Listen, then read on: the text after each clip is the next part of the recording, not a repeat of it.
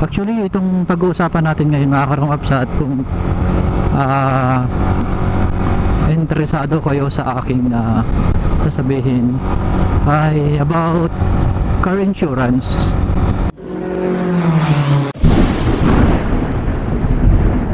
So isa na namang magandang umaga sa ating lahat. Welcome na naman po sa aking vlog. At syempre tutuloy natin yung episode ng ating topic about depression. This is episode 3. So far natapos na natin yung first na ating topic, depression.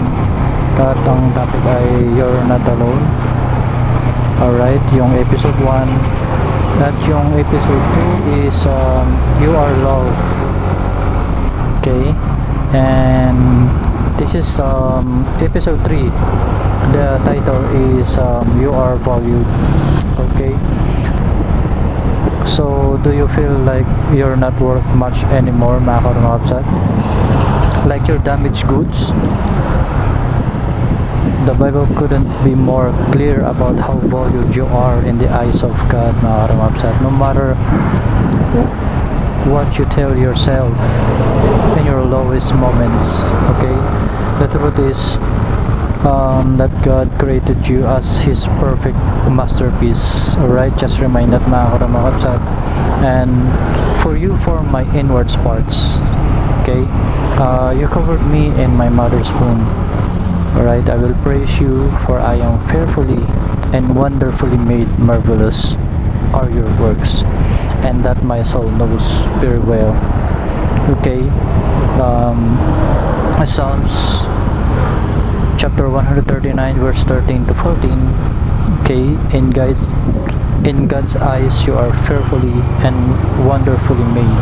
Okay, He made carefully crafted you while you were still in your mother's womb, and He created you in His own image. Alright, so He loves you as His own child, and even knows how many hairs you have on your head. Okay, so God created man in His own image. Okay, in the image of God He created him, male and female He created them. Okay, that's Genesis chapter 1 verse 27. Okay, Jesus tells us that not even a bird can fall from the sky without God knowing and caring for it. Okay, if He cares that much for a bird, can you imagine, mga karungapsat, how much He must know and care for you? Alright, His perfect masterpiece creation, you are valued. Alright, so just remind that, mga karungapsat, you, your friend, your family, me, alright, even your dog, alright, you are valued to Him. Okay, and are not two sparrows sold for a copper coin? Okay, and not one of them falls to the ground apart from your Father's will. Alright, but the very hairs of your head are all numbered. Okay, do not fear, therefore you are of more value than many sparrows. Okay, that's Matthew chapter 10 verse 29 to 31.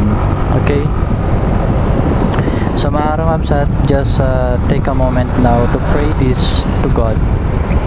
Okay, if you are watching right now, alright, just pray this for me, mga karungapsat. Okay, sabayan niyo po ako. God, thank you for creating me in your image.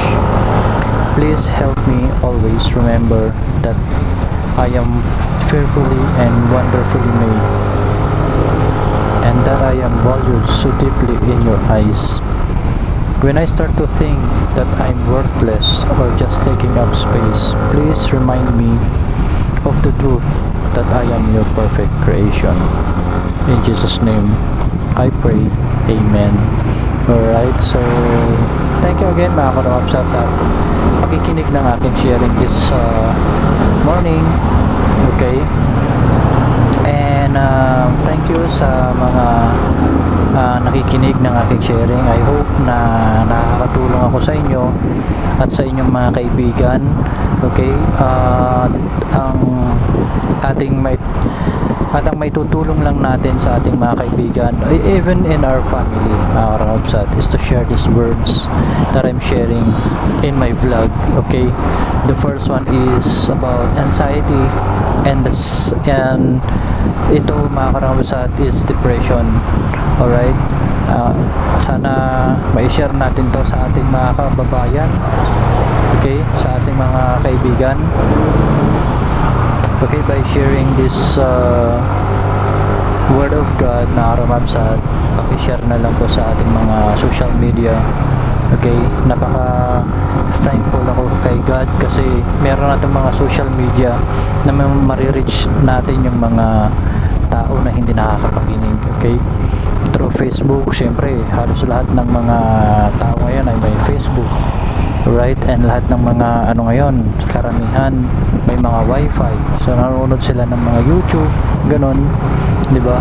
So napakalawak na ng ating social media, okay? So walang dahilan para hindi tayo makapag-share ng word of God.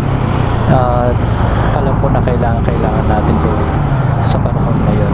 Okay, so sana mga karahopsat, sa mga hindi pa nakaka-subscribe ng aking channel, alright, at sa aking mga viewers, okay, please subscribe na lang po mga karahopsat. Okay, so let's go sa ating topic this morning. Alright, 5 minutes later. so napakinggan nyo na po yung aking sharing this morning, at pumunta na tayo sa ating pag-uusapan ngayon. Okay, at actually itong pag-uusapan natin ngayon, mga karangapsat, kung interesado kayo sa aking sasabihin, ay about car insurance. Okay, so maraming mga ngayon, para sa akin, marami ako nakikita ng mga, let's say, mga yupe sa mga sasakyan nila. Alright, basag yung salamin, tapos kino-cover na lang ng plastic yung window nila. So siguro naisip ko lang, kasi sa yung mga ganong mga damage, 'di ba? Kung ang iniisip ko is siguro yung sasakyan na yon, or yung may-ari na yon ng sasakyan ay hindi walang insurance yung sasakyan, 'di ba? Kasi syempre kung nayupi yung sasakyan mo, malaki yung damage, especially yung salamin pag nabasag, napakamahal niyan, 'di ba? So siguro walang insurance yung sasakyan. Okay, so siguro ito reminders lang sa ating mga kababayan, at sa aking mga na rin subscriber, at sa aking mga viewers. Kung meron man kayong mga sasakyan, okay, at meron kayong budget, siguro mas maganda pag i-apply natin sa car insurance, diba? Para at least kung sakaling binangga kayo, tapos syempre kung minsan ang nakakabangga sa atin, nagkakamot na lang ng ulo, kasi syempre walang pambayad, lalo na pag private yung sasakyan natin, di ba? So napaka mahal ng ngayon ng pagpapagawa, depende sa damage. Okay, so sana sa aking mga viewers, sa aking subscriber, at sa ating mga kababayan na may mga sasakyan, kung meron kayong budget for car insurance, di ba? Siguro mas maganda i-apply natin. Kasi sa experience ko, mga karumakabsat, nagamit ko yung car insurance ko ng 3 beses sa isang taon. Okay, so yung year na yon talagang masasabi kong napaka-importante ng insurance. So nagamit ko yung car insurance ko ng 3 beses sa isang taon. Okay? So siguro pag kukwentahin ko kung magkano yung expenses ko sa 3 bangga na yun, mga karamakaabsat, ay masasabi ko na nasa 500,000, almost 500,000. Okay, kasi yung una, yung 3 bangga na yun, ano yun, lahat bumper ng sasakyan. So lahat ng bumper na yun ay talagang wasak na natanggal mismo doon sa pinagkakabitan niya. At hindi lang yun, may damage pa kasi yung sa bandang makina. May mga kailangan palitan ng mga piyesa ng makina doon mismo sa loob. Okay, so yung una na incident na na-experience ko ay nakabangga ako ng aso. So yung aso na yun medyo malaki, tapos siguro tumatakbo ako ng mga 50 to 60 kilometers per hour. So medyo mabilis na rin yun. Okay, so sa bangga na yun nakagastos ako ng 136,000 pesos sana, or dapat kung hindi ako naka-insured, kung wala akong insurance sa aking sasakyan. Since meron, okay, ang parang ginastos ko na lang is your participation pay. Okay, which is 3,000 only. Alright, sa 3,000 na yun, magbabayad ka lang sa insurance company, tapos sila na yung bahala doon sa sasakyan mo. Papalitan nila lahat yung mga na-damage sa'yo, yung mga piyesa, sila na bahala. So iwan mo lang yun sa kasa, yung kasa and insurance na yung bahalang mag-uusap. Okay, tapos yung pangalawa, pangatlo, same bumper din. Yung pangalawa hindi gaano malaki yung damage, pero parang nasa ano na rin kasi yun eh, 93,576 yung pangalawang damage ng bumper ko. Okay, tapos yung pangatlo umabot siya ng 110,000. Okay, at hindi lang yun, meron pa yung isa pala na yung sa may pintuan ng driver side, okay, ay nayupi din yun. Sabi ng driver ko, meron yata siyang nasagi na parang puno na nakausli at hindi niya nakita, hindi niya napansin, tapos napaaga yung parang left turn niya. Okay, so doon nabangga, nasagi niya yung yung puno na yon. So nayupi din yun, tapos in-apply ulit namin sa insurance. So same, 3,000 yung participation pay, tapos sila na yung bahala, tapos yung cost nung na damage na pintuan ay nasa 36,000. Right, so imagine mga karumakabsat, kung kukwentahin ko yun, almost 500,000 sa isang taon. Sa isang taon, kung wala akong insurance, saan nga kukuha ng 500,000 na panggagastos ko doon sa sasakyan ko, di ba? So kung wala kang insurance, tapos na-damage yung sasakyan mo, syempre pag wala kang pera, yung damage sa sasakyan mo nandun pa rin, di ba? Kasi hindi mo mapagalaw, kasi nga wala kang budget for your damage sa yung car, di ba? So siguro itong vlog lang na to, mga karumakabsat, okay, isa reminders, kung meron man kayong mga budget, di ba, wag po natin tipirin kung ano yung dapat natin paglaanan ng pagkakagastusan. Okay, kasi ang car insurance, napaka-importante yan. Tulad na lang yung nangyari sa akin, di ba? Kung wala akong car insurance nun, di ba? Sa dami ng damage nun, wala na yung sasakyan, ang pangit ang tignan, di ba?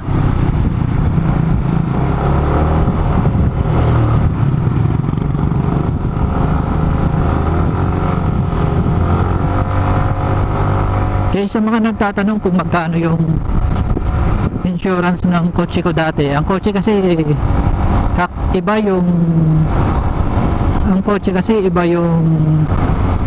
price ng insurance sa mga pick-up. Ganun. Ang insurance ng aking kotse dati is nasa ano lang siya, nung brand new nasa 20,000. Okay? So every year nakakaano yun, bumababa siya ng mga I think it's 10%. Okay?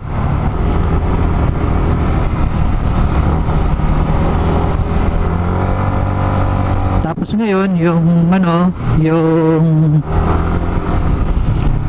sasakyan ko na isa, yung pick up, okay, may insurance na rin yun. Kakarenew ko lang last October. Okay? At isang lang mga karumabsat, isang info lang. Okay, ito ay napaka-importante. Okay, ang mga car insurance ngayon mga karumabsat, mga insurance company, tumatanggap na sila ng 3 months to pay. Okay? Yung car insurance ko mga karumabsat ngayon, yung pick up, meron 3 months to pay yun. Okay? So nagumpisa ako ng September, tapos nakapagbayad na ako this October. Right, so isang buwan na lang.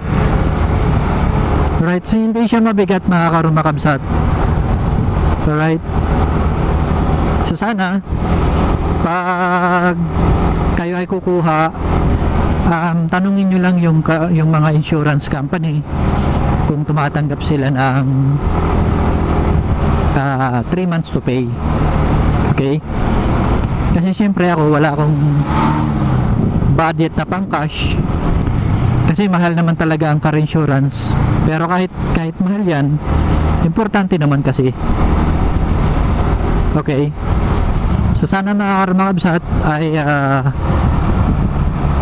nabigyan ko kayo ng idea about car insurance.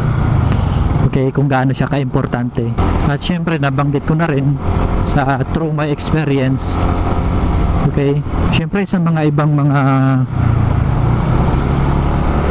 kababayan natin na nakapag-purchase na dati ng car insurance, syempre kung maingat ka, okay, at kakukuha ng insurance, mga ganun mga nasa isip nila, kasi nga maingat sila, iiwas yung parang malayo yung disgrasya, ganun. So yan yung mga mostly na iniisip ng ating mga kaibigan, ating mga kababayan yun. Pero syempre alam nyo naman siguro kung ano yung disgrasya, diba? So anytime yan, kaya nga disgrasya, anytime dumarating sa atin yan, hindi natin alam. Kahit gaano pa tayo kaingat magmaneho, makakabsat, kung kayo naman yung babanggain, okay? Pero syempre ibang usapan na yun pag kayong binangga ng mga sasakyan, diba? Kasi pasensya na sa mga ibang driver, diba? Pero ito yung totoo, yung mga ibang driver kasi walang pakialam. Okay, kaya basta lang sila nagde-drive, wala silang pakialam sa mga nakakasunod nila o kaya yung sumusunod sa kanila. Okay, walang ingat. Okay, sa tagal ko ng pagmamaneho, ang dami ko nang nakikitang mga driver na hindi nag-iingat. As in talagang kahit alanganin, talagang nag-overtake sila. Okay, wala silang pakailam sa mga masasalubong nila. Buti sana kung sila lang yung madidisgrasya, di ba? Eh nang dadamay pa sila ng ibang tao. Okay, so mga karang mga kabsat, sana nagustuhan nyo tong vlog ko ngayon. Okay, sana kung wala pang mga insurance yung mga sasakyan nyo, please mga karang mga kabsat, isang napaka-importanteng bagay yan sa atin. Okay, para iwas malaking gastos. Okay, so gagastos ka rin lang naman sa isang taon, iwa one time mo na lang mga karang mga kabsat. Okay, so sana mga karang mga kabsat, huwag nyong isipin na useless yung car insurance, kasi nga kung hindi naman, 'di ba, hindi naman tayo madalas na didisgrasya ba, tapos yung ibang mga kaibigan natin sasabihin nila sayang lang kasi nga sa isang taon hindi naman nagagamit. Okay, hindi mo naman siya magagamit sa isang taon kasi nga hindi walang insidente na nangyari. Pero makakarabsat, di ba, sa isang taon hindi mo alam. Okay, hindi mo alam, baka one day paglabas mo nakaabang yung aksidente sa'yo, diba? So ang sinasabi ko lang mga karangapsat, at least may insidente o wala, nakaredy yung car insurance nyo. Alright, imagine nyo yung gagastusin nyo mga karangapsat sa babayaran nyo lang sa isang taon. At hindi lang isang beses nyo magagamit yan mga karangapsat kung kayo ay nadisgrasya, or kung kayo ay at hindi lang isang beses yan magagamit mga karangapsat.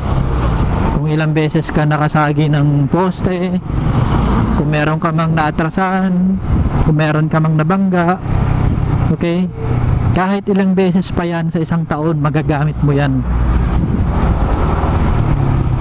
Okay, walang limit yung car insurance. Magagamit nyo rin yung mga karangapsat kasi hindi lang naman yung sa car mismo yung body, kung hindi yung mga masasagasahan mo rin mga tao kung minsan, diba, hindi mo alam, makakasagasa ka dyan one day, so may tutulong sa'yo na gagastos. Kaya yan yung car insurance. Kasi kung kayo naman ay laging lumalabas, eh talagang kailangan nyo ng car insurance mga karangapsat. At tulad nga ng sabi ko, hindi na mabigat ngayon ang pagbabayad ng car insurance. Hindi na siya one time na babayaran nyo. Okay, 3 months to pay meron na. So yun mga karangapsat, hanggang dito na lang ulit. I hope na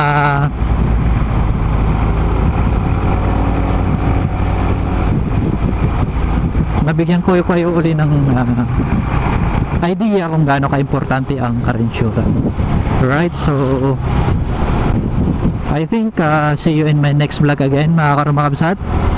Tulad nga ng sabi ko, wear your face shield, wear your face mask, wash your hands often. At kung wala po tayong gagawing importante sa labas, huwag na tayong lumabas para syempre lahat tayo ay safe. Alright, so hanggang dito na lang ulit mga karangapsat, at see you in my next vlog. Okay, so mga karangapsat, God bless everyone.